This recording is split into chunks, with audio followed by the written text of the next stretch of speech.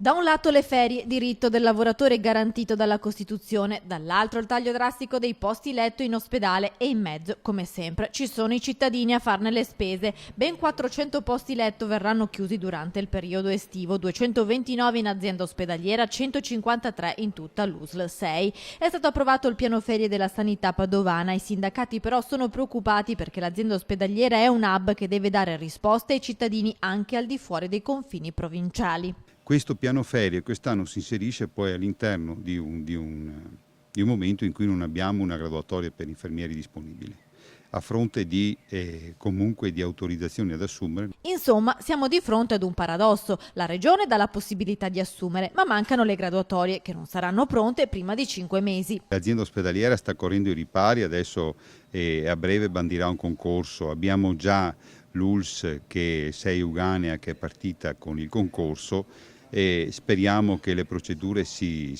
chiudano il più presto per avere la graduatoria disponibile. Dopo è vero, è un paradosso il fatto che ci siano tanti ragazzi che aspettano di lavorare. La graduatoria ultima che abbiamo è del 2015, per cui dal 2015 abbiamo sfornato molti infermieri in questi 3 anni e sono lì che aspettano questo concorso, insomma.